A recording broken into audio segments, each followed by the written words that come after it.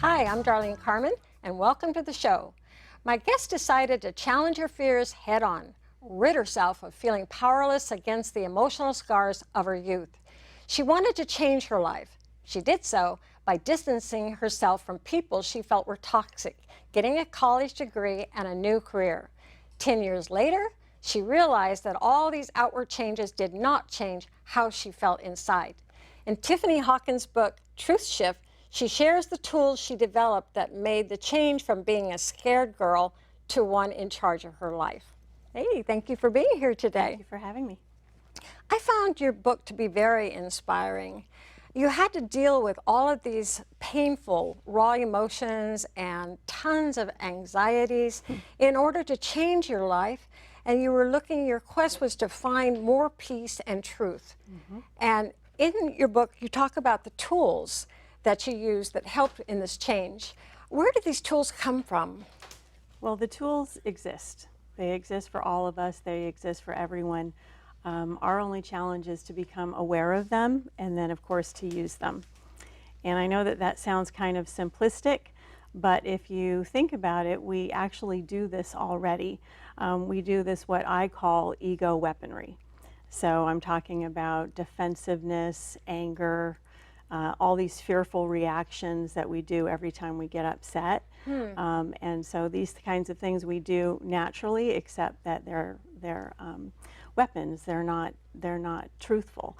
And so the tools of truth, which exist for all of us and that we just have to become aware of, once we use them, we create better outcomes for ourselves.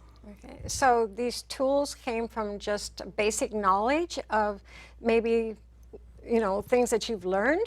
I have read many books.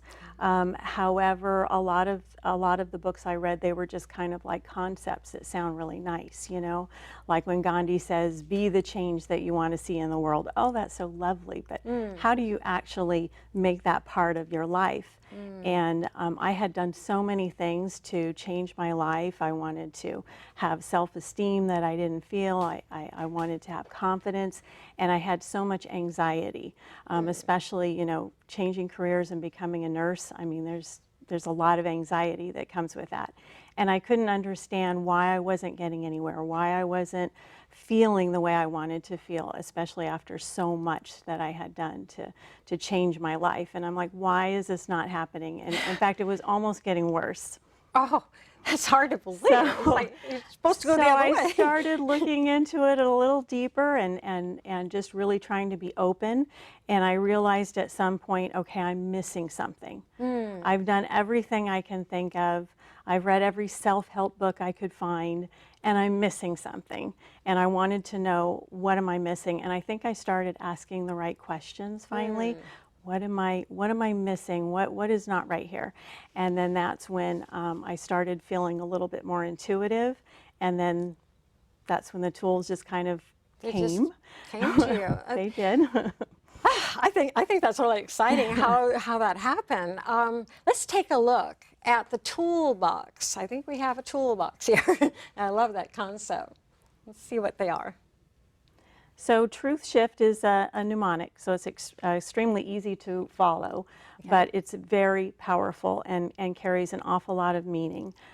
So we start with T, which is truth. We have responsibility, unity, time, health, and then we go on to The next one?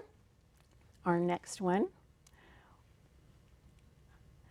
The next one is going to be simplicity. And then we have H for habits, inspiration, forgiveness, and then we finish it off with truth, because everything is truth. And we'll talk a little bit more about these in depth.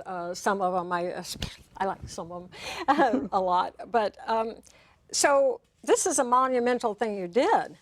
So what were your beginning steps for this?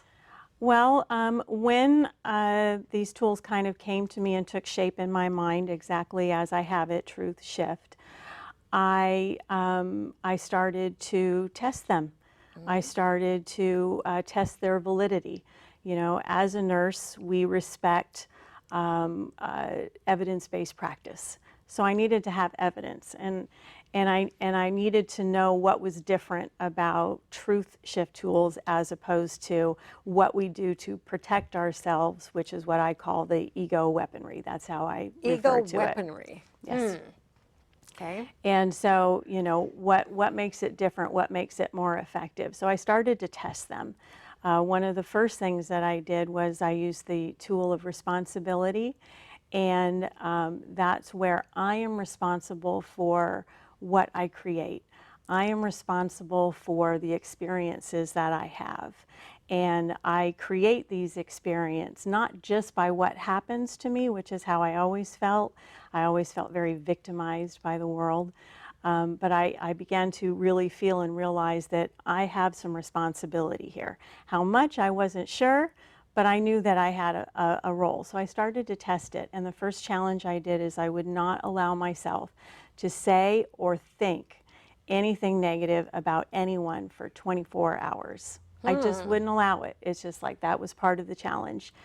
And the first thing I realized is I had always thought that I was a pretty nice person because I never said anything mean to anyone that I could, you know, unless I was really upset, which wasn't very often on the outward. And the first thing I realized is, wow, there was all kinds of, you know, negative thoughts that would just pour out of my mind without me even thinking about it. And that was really telling, because I thought, wow, how much negativity am I spewing out and putting out there without even realizing what I'm doing. So when I changed it, every time I thought something negative and I caught myself, I would immediately replace it with something positive. And I continued to do this, and then I purposely thought nothing but positive thoughts and said nothing but positive things. And what I saw was an immediate response around me, and I really liked it. And so I continued that challenge. So I did it another day and another day. And I really saw that my interactions were really going unexpectedly well, and it was becoming more natural to think this way. The one thing that I wasn't expecting was the support that I felt. That was something that I wasn't expecting. I really felt a very loving, supportive, authoritative energy that was like, okay, you're ready to learn now, let's do it. And it became fun. You talked about the ego weaponry. Yes. So let's talk about egos. Do we have any? How does that affect people? Well, so the first thing that I kind of came to realize about truth is not so much what truth is, but what it isn't. And I really started to understand this thing that they call the ego. And it was very confusing at first because you would read so many different interpretations. And it really started to sound almost creepy. And I thought, you know, what is this thing, and how does it become an it anyhow? And I came to realize that, you know, we are not our egos. It is just kind of like this false persona. However, it has such a huge voice. It has this huge voice. And what I came to realize is our egos, which is just kind of like this front, this protective front that we use to face the world. Yes. It does not trust what it doesn't create. So whatever is truth doesn't come from the ego. And therefore, it just has no trust about it. And so it's not really going to allow you to make these changes easily. I refer to the ego as a body of beliefs now, and I call it Bob. And that's to remind myself, Bob, for body of beliefs, that these feelings and these protectiveness and these weapons that I instantly want to hold up, they're just part of a belief system, and they can change. And that's how I kind of got my power back away from this. And so your Bob is actually for you. You think, right? You I think all it's of our for you. egos are for us. It's just that they're not really generated by truth. And so therefore their programming is our belief system, our experiences, our perceptions, and it really tends to hold on to pain and negativity. Ooh. So, you know, It's we're protecting you. It is. And we're wired as human beings, you know, we've been around on this planet for a long time. We're wired to be protective. Our brains work that way to be protective. And so this sort of has the intention of protecting us, however, it goes on a negative. And so that's what does not produce the results that we want. And so sometimes we find ourselves in this pattern of negativity and always attracting more negativity. We have to find a way out of that trap. And how do people do that? How do they bypass the bobs, the So you egos? actually kind of have to get kind of tricky with it. And you actually need to almost manipulate your own ego so that it will allow you to even try something new, or to think differently, or to try new behaviors.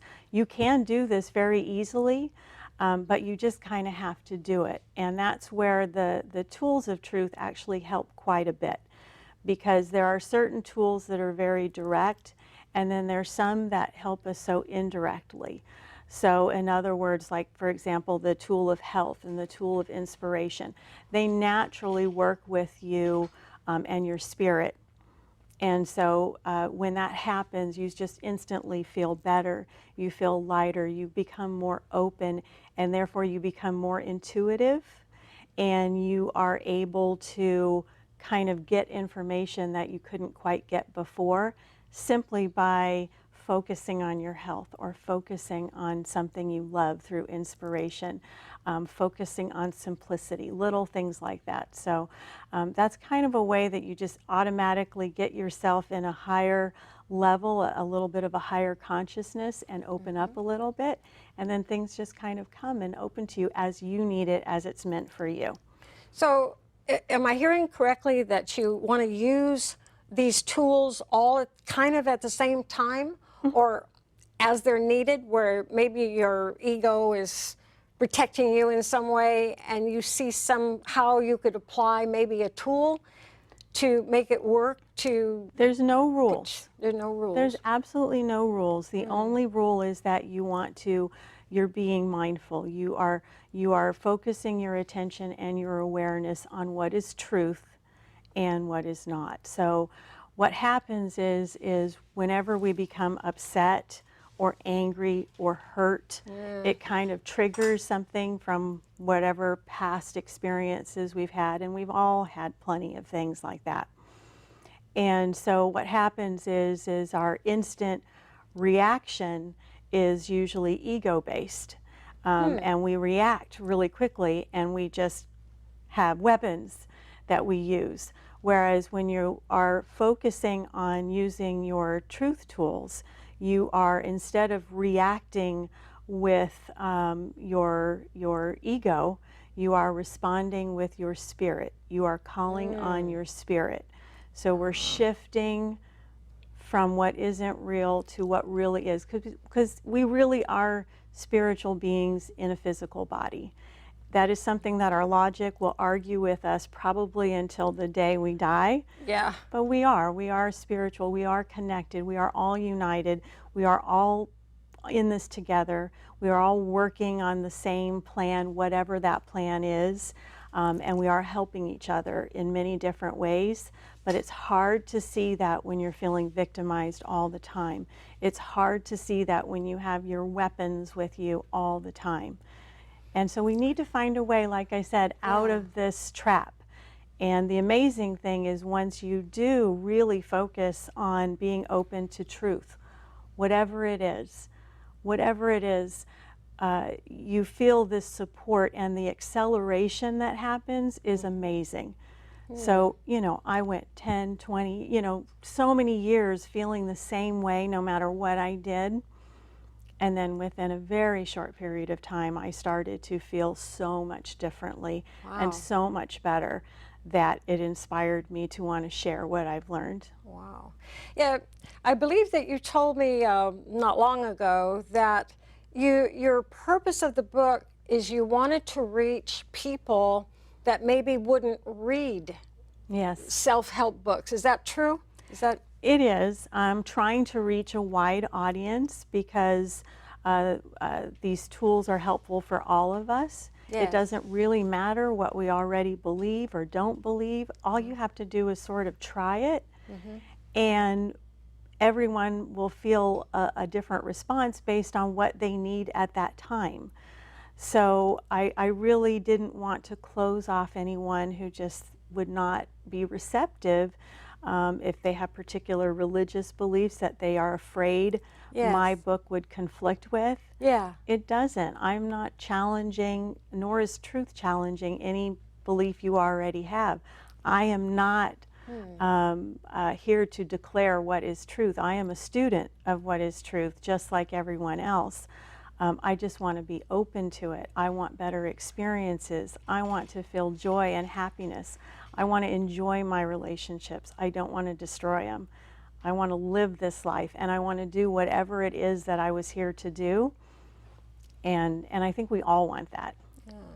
So let's see. So 10 years now, 10 years you decided that the changes that you made were not working. No. So how many years now have you been working on the truth shift? Less than 2. Less than 2? Less than 2. Wow, that's pretty good. Yeah. Well, do you have any tips that you could give us to help people? The one thing that I did learn, because as I said, I have studied and researched and read so many things, and they all sounded great, but it wasn't changing anything. It wasn't transforming me. I could regurgitate it, but I didn't feel differently. Yes. And I thought, this is where I'm missing something. And what I have learned is you really need to physically work with these tools. Tools are meant to be used. They're not meant to just be in a nice toolbox stored away. And isn't that a pretty box, and you never use it. Just read about it. It's not a nice quote to put on your Facebook page and then, oh, that's a lovely quote, and then you go and you have your day. If you really want to transform energy, you need to use them. So I have a few techniques that I developed that helped me. Okay. So for example, if I get upset for any particular reason, now I will immediately realize that I have ego weaponry in my right hand. Now, the right side of our body is kind of dominated by the left side of our brain, which is our logic side. And what I want to do is shift that. So I see these weapons in my hand. I feel defensiveness. I feel guilt. I feel blame. I feel judgment, whatever it is. And I will drop it. I will open my hand and I will drop it. And Drop your then weapon. I will drop it. Okay. And then I will pick up a tool of truth, whatever it is that I feel that I need in the moment, whatever the situation is, and I will feel it in my left hand, which is stimulating the right side of my brain, which is my spiritual connection. Yes. And so instantly, something about that physical change works.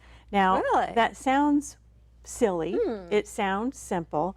But if you think about it, any threat that we feel, any threat that we perceive becomes a real threat to us. It doesn't in our mind, you know, anything that we feel is threatening or perceive as a threat, biologically, chemically, we respond to it. Our minds are very, very powerful. So what we're trying to do and what I'm trying to bring awareness of is that it's actually very easy to change this and use this power that we have and start controlling it.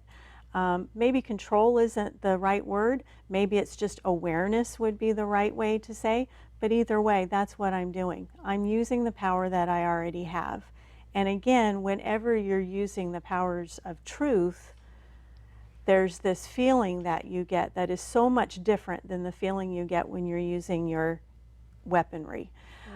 There's a very loving, supportive strength and encouragement that you just feel. It's very hard to explain. You just have to, or describe, you just feel it, and you know it when it happens. You know you're on the right track. You know you did it well. You know you responded well. You feel better. You don't forget what happened. It's just a much better outcome all the way around. Can you do this trick? Yes. Can you do this trick anytime? Absolutely. I mean, in front of people. Absolutely. I mean, you could like maybe behind your back. No one would know what this means. If my hands are here Yeah. and I do this, Yeah. Yeah, they wouldn't know what and you're I doing. do this, and I open here, and I can even no one knows what I'm doing. Yeah. That's what It's I like inside. about my tools, because Yeah. I don't have to go off in a corner and meditate. I don't have to do any particular things. I am just mindfully shifting my focus, and I am being aware. I am being aware of what I say, what I do, what I think, and then what happens as a result. And usually when we're just reactive, we don't do that. Your tool of health. Now, in your book, you talk about exercise Yes. as being nature's way of getting rid of stress. Absolutely. So how does your health tool, how does it help with the balance? So we really need balance to function. Our bodies are already biologically and physiologically designed to keep us in balance. It's called homeostasis. And our bodies are always trying to do this from the moment we're born. A healthy body is perfect. But the problem is that our behaviors and even our thoughts are always throwing off this balance. It throws off everything. It throws off our chemicals and our hormones and everything inside of us. We may look the same on the outside, but we don't feel as good. So our behaviors are always throwing off this balance, and our bodies are always working to try and correct it. The more focus and loving attention you can give to your health, the more you stay in balance. And this balance is essential for us to have this intuition that I'm calling on, for us to be intuitive, for us to be open to knowing something new or something different that is going to be helpful for us. We need that balance. And And so it feels good. exercise is good anyway. When you exercise, you are naturally relieving toxins from your Yeah. body. When you breathe deep, you are naturally stimulating your parasympathetic nervous system, which calms you. Yeah. So you can, now let's say you're trying to change your behavior. Is there a way to make it last? You have to keep doing it. Keep doing it. Yeah, so every time you do a behavior, every time you think a thought, you create a neural pathway. And our body is designed to have these neural pathways so that we can do things without really thinking about it. I mean, we're designed that way, and that's part of that safety mechanism that I'm talking about. If I can do behaviors naturally, then my mind supposedly can be aware of new dangers or threats. Now, I really like this illustration here on your cover. So I wanted to ask you about the illustration and what is the significance of it? Well, the first thing is what I hope it signifies is that it demonstrates so much of what we think is real is really what is just in our minds. Being a television set, it reminds us that you can always change the view. So what we see always changes as we change. Our perception gets better. We might be open to more information. We might learn something we didn't before. So no matter what our past, no matter what mistakes we've made, no matter how dark the channel is right now, we can always change it. We can always shift. And so that's what it That's what I got out of it. I looked at this and I thought, television on her head. And I was thinking, it's just simply saying, if you don't like the program, change the channel. That's the way I saw that. Right. Anyway, now, when people are practicing these tools, what can they expect? I mean, all of them. When it's all going together, how do you know that? You will feel it. You will feel it. You can absolutely expect to experience change, positive change. And so there's no way for me to describe the support that you feel where you just know you're on the right track. However, with repeated behaviors, your experiences teach you.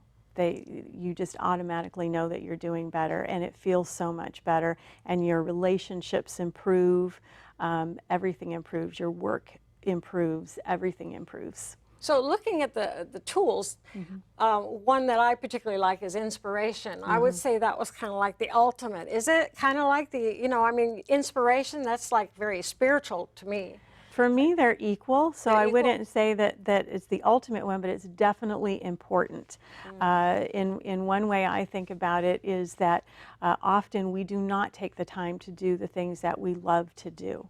We are so Yes. busy working. We are so busy being what we think responsibility is. We are so busy meeting everybody's needs and expectations, and we feel guilty, which is completely unnecessary, but we feel guilty if we're not producing like we are expected to.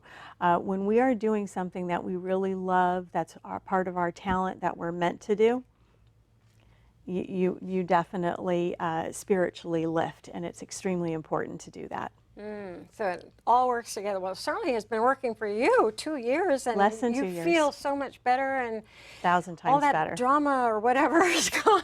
It's like, do you have another book in the works? I do. I am working on another book that's going to go into more of the barriers to truth that we have. I'm going to explain them better, give some more examples, and try and really help people get rid of those barriers, because it's very easy to do once you sneak past.